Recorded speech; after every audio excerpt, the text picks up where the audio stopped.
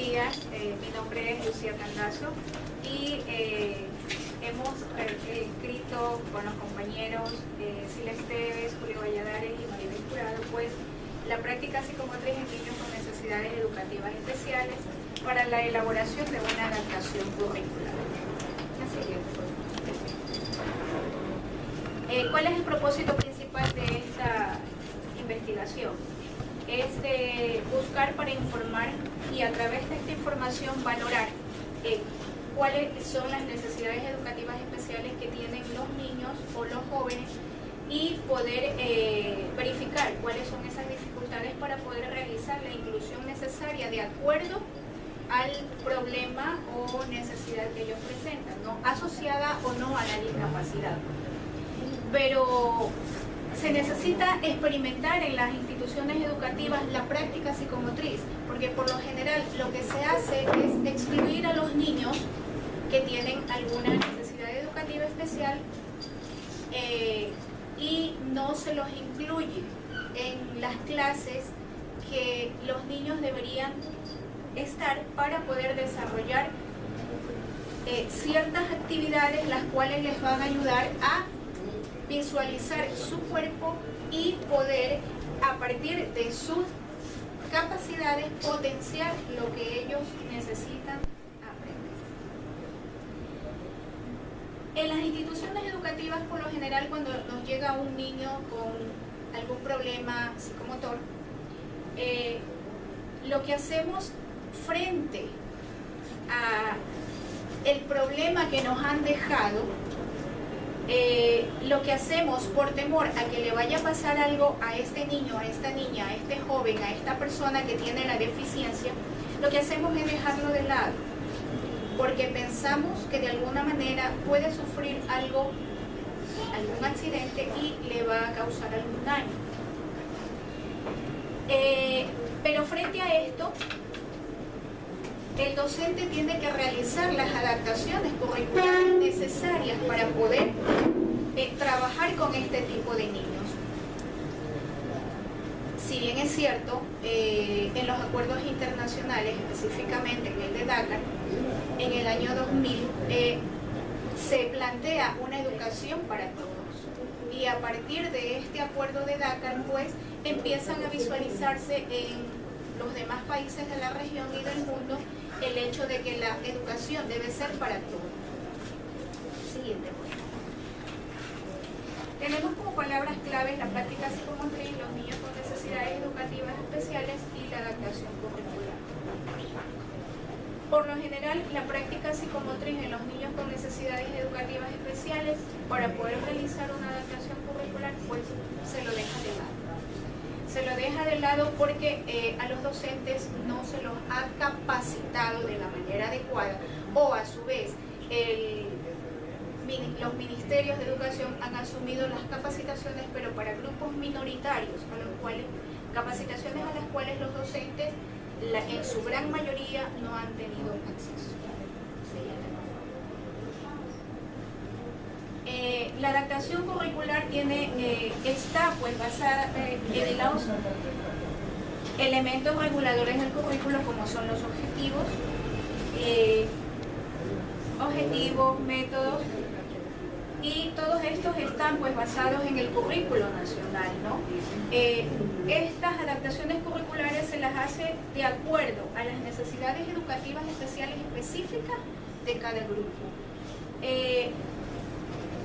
Esto está especificado de manera general en el acuerdo de Dakar, y esto se debe potenciar hacia los estudiantes y hacia los docentes. Primeramente hacia los docentes, ¿por qué? Porque son los docentes a los que les dejan, disculpando las expresiones, les dejan el paquetito en el aula, y son ellos los que deben saber cómo van a trabajar con esos estudiantes. Los docentes, al no saber cómo trabajar con esos estudiantes que presentan necesidades educativas especiales asociadas o no a discapacidad, tienden a frustrarse. Y al frustrarse los docentes también, esos sentimientos de frustración los transmiten a los niños, a los jóvenes o a las personas que están trabajando, con las cuales ellos están trabajando. Siguiente. tenemos pilares fundamentales con los cuales el niño que tiene las necesidades educativas especiales asociadas o no a discapacidad, tenemos en primera instancia los padres. Los padres y la familia es el entorno más inmediato de esa criatura, de esa persona. Entonces son ellos los que al pasar en primera instancia el duelo por el cual inicialmente tienen que superar, tienen que llevar donde los médicos, las enfermeras, los especialistas, los terapeutas, los maestros y la comunidad educativa. Pilares básicos y fundamentales para poder despejar todas las dudas que siente el niño al no poder leer bien, al no poder movilizarse de la manera adecuada o al estar frente a problemas de aprendizaje de lectura, de escritura, de matemáticas, etc.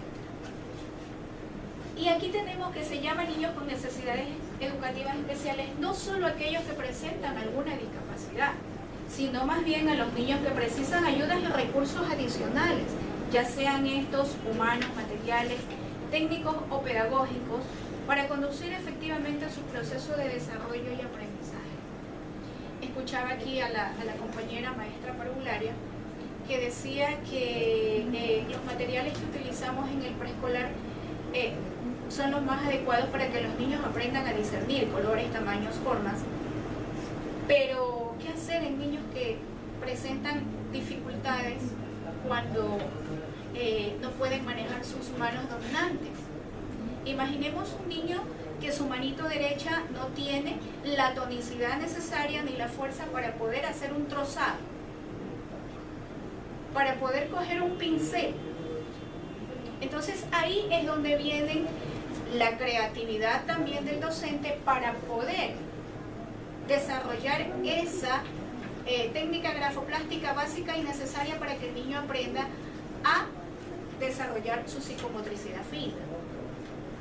Tendremos que buscar las estrategias necesarias para ver cómo el niño aprende a trozar con su mano que sirve, o sea, su manito contraria, sea la izquierda o sea la derecha. Y buscaremos miles de formas y estrategias para que el niño aprenda a trozar con su manito que tiene buena. Siguiente. Tenemos que basarnos en las diferencias de los conceptos. Tenemos la deficiencia, la discapacidad y la minusvalía. Tres términos que por lo general piensan que son sinónimos, pero en realidad no es lo mismo.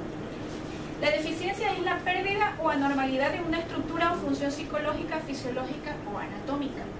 La discapacidad es la restricción o ausencia debido a una deficiencia de la capacidad de realizar una actividad dentro de lo que se considera normal para el ser humano.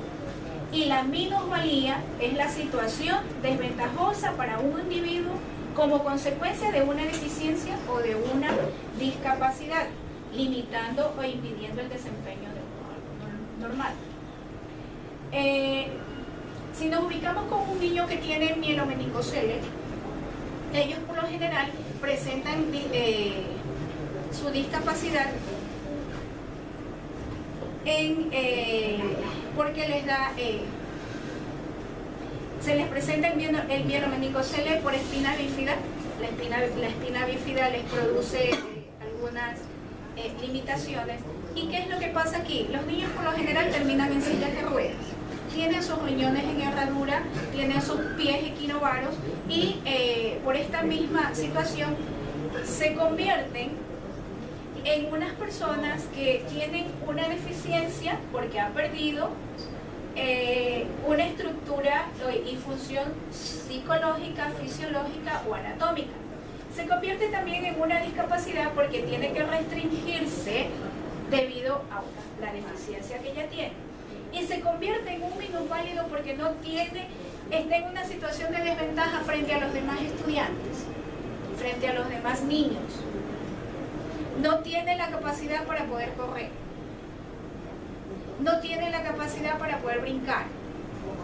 No tiene la capacidad para acercarse por sí solo a alcanzar las cosas de su casillero. Entonces, ahí se convirtió en una minusvalía. pero resulta que ese niño que tiene una minusvalía, sus padres le hicieron desarrollar una autoestima tan fuerte que jamás dejó que le hicieran las cosas totalmente. Entonces ahí es donde esa capacidad que ese niño tiene hay que potenciarla.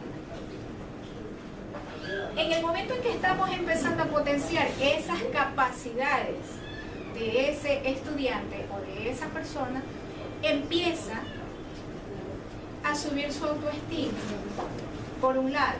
Por otro lado, empieza a desarrollar una mejor proyección en cuanto a su aprendizaje y empieza a cuidar mejor de su persona, que aunque tenga una deficiencia, una discapacidad y una minusvalía, empieza a sentirse como un ser humano integral, que aunque no puede saltar y correr como los demás, pero sí está en capacidad de potenciar las pocas funciones que puede hacer. Ver a un minusválido jugando pelota, ver a un minusválido jugando al baile del palo, ver a un minusválido jugando básquet, son cosas que para un docente son una gran satisfacción. Sigamos, por favor. Estas necesidades educativas especiales asociadas o no a la discapacidad son y deben ser atendidas tradicionalmente en escuelas especiales. ¿Por qué? Porque es posible que se trate de necesidades educativas especiales permanentes y como ejemplos tenemos el déficit intelectual, el déficit visual y ceguera, sea esta total o parcial, el déficit auditivo, sea este asociado o no a la sordomudez, tenemos el trastorno o déficit motor debido a diferentes circunstancias, tenemos graves alteraciones en la capacidad de relación y comunicación.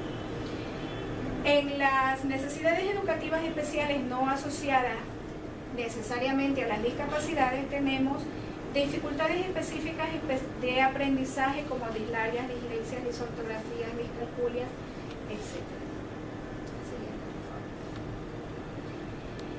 Este docente universitario español en 1995 escribió un libro llamado Psicomotricidad y Educación Infantil.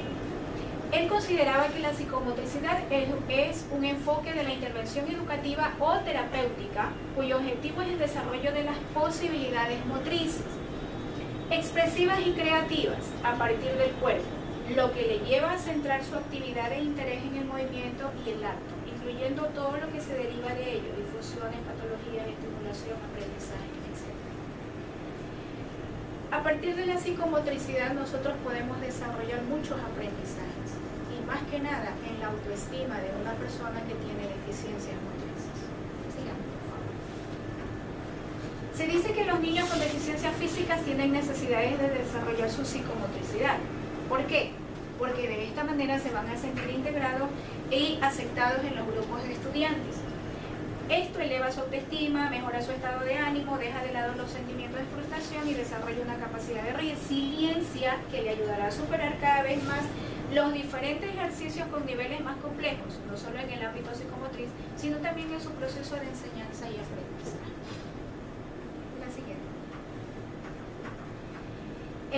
Como resultado tenemos que brindar la educación psicomotriz, la atención, psicomotriz, en estas áreas pues se detectó una deficiencia y esta deficiencia es muy importante en la actividad física para el buen estimulamiento y funcionamiento de todas las habilidades que desarrollan las personas a lo largo de su vida, ¿no? Para esto se ofrecen tratamientos eficaces, en algunos superables, en otros no. Como todos sabemos, el trabajo de la psicomotricidad en el alumnado en sus primeros cursos escolares es muy importante, lo que la docente parvularia decía en la educación inicial y en la educación preparatoria o prebásica. Es muy importante que los niños desarrollen sus actividades psicomotoras, sean estas gruesas o finas. Los beneficios innumerables. Además, la psicomotricidad es realmente útil para trabajar la inclusión e integración de los alumnos que presentan dificultades o deficiencias tanto físicas como mentales, puesto que aparte de ayudarles a conocer mejor su cuerpo y el dominio de este, favorece la salud física y psíquica del niño o de la niña. La siguiente, por favor. Las ventajas que se obtienen al trabajar la psicomotricidad se destacan las siguientes: la toma de conciencia del propio cuerpo, tanto en reposo como en movimiento, mejora del equilibrio y la coordinación corporal, el desarrollo de la creatividad y las distintas formas de expresión corporal, el desarrollo de la memoria y la atención, mejora el sentido de la orientación, mejora de la organización espacio-temporal, mejora de la socialización, ya que el ser humano es un ser social por naturaleza. Así que necesita tener relación con los demás y sentirse aceptado en un grupo social, en este caso el grupo de iguales. Tenemos que Lev Vygotsky, en su teoría sociohistórica cultural, destaca que todos aprenden de todo. Mejora las habilidades motrices tan importantes para el desarrollo escolar como para el ejercicio de la vida misma. Mejora la autoestima e imagen personal. Además, con el trabajo de la psicomotricidad en el aula tenemos actividades más dinámicas, divertidas y alternativas, es decir, a través del juego, puesto que en niños con edades tan cortas o a su vez los jóvenes, la mejor forma de aprender es jugar. Dichas actividades ofrecen al alumnado situaciones que le permiten la exploración e investigación del medio más cercano a ellos. Son un gran aliado para la socialización de los alumnos, ya que les ayuda a relacionarse entre ellos y les enseña a jugar en grupo. También les ayuda a superar las limitaciones y a expresarse con total libertad. Para muchos de nosotros, el decir hagamos jugar al baile del palo a un niño en silla de ruedas, me van a decir, pero eso es imposible. Sí es posible, empezando con ellos, ubicándolos de un lado hasta que vayan perdiendo el temor, tanto ellos como nosotros docentes, porque debemos cuidar la integridad física de ellos, ¿no? Imaginemos que el compañero tiene alguna deficiencia y está en una silla de ruedas. Se le da al compañero el palito de un extremo y el otro niño del otro extremo. Entonces los chicos tienen que empezar a pasar por debajo al ritmo de la canción El baile del palo. Y van integrando de alguna manera al joven que o al niño que tiene la discapacidad o la deficiencia o la minoría. En el momento que el joven o la persona que tiene la deficiencia empieza a sentir seguridad de que sus compañeros y su maestro o maestra de alguna manera le está dando la opción de potencializar sus capacidades, entonces en ese instante lo incluimos en el grupo que tiene que pasar por debajo del palo y alternamos la actividad. Otro niño que no presente ninguna otra dificultad lo ubicamos del otro extremo. Y ahí empezamos a hacer una verdadera inclusión. No solamente a tenerlo en el aula y cuidado se va a caer, pero para esto también como docentes tenemos que empezar en base al currículo a ser creativos y a verlo de una manera diferente. ¿Para qué? Para que este aprendizaje en un futuro sea perdurable y también sostenible. La siguiente, por favor. Como discusión tenemos que hay que fomentar la autonomía del niño, la niña y el joven con los tratamientos e implementos necesarios para y se busca llegar de manera directa a favorecer positivamente el desarrollo motriz y las habilidades de dicha persona.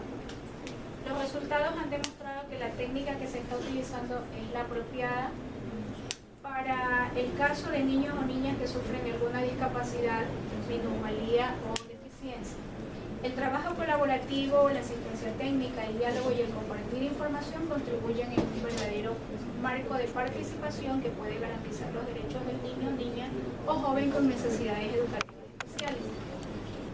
El educador de aula y la escuela en general podrán realizar una labor mucho más efectiva si tienen la fortuna de contar con una adecuada interacción y la oportuna orientación de parte de estos profesionales conocedores de variables decisivas que afectan a los niños, en muchos casos por años. Sus recomendaciones puedan resultar determinantes para las medidas que deben adoptarse en el ámbito educativo. Es importante que los niños que presentan alguna necesidad educativa especial y están asociadas a minusvalías, contar con la persona que los atiende, para que el docente tenga una guía y una orientación de qué ejercicios puede realizar, porque si bien es cierto, hay los jóvenes, por ejemplo, que están en sillas de ruedas, debido a una espina bífida, ellos presentan una postura diferente a la de las personas que aparentemente no tenemos ninguna deficiencia, ninguna minusvalía, y ellos simplemente por su posición de estar en la silla de ruedas se cansan con más facilidad de la posición en la que ellos deben estar sentados. Entonces, aquí viene una serie de ejercicios terapéuticos de las cuales ellos necesitan para poder superar esa fatiga de esa posición. La siguiente.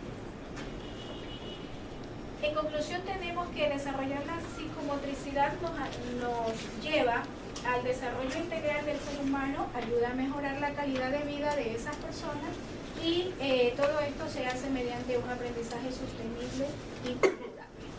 La siguiente. Y bueno, culturalmente tenemos que si enseñamos a los niños a aceptar la diversidad como algo normal, no será necesario hablar de inclusión, sino hablar de convivencia. Y como decía el compañero hace un momento en su intervención, él decía, el currículo no es que lo vamos a cambiar totalmente. El currículo lo podemos adaptar de acuerdo a las necesidades y a las capacidades de cada una de estas personas. Y solamente en ese momento, en el momento en que se tome conciencia de lo que estamos desarrollando, ahí se va a dar una verdadera cultura inclusiva. Eso es todo, compañeros. Muchísimas gracias.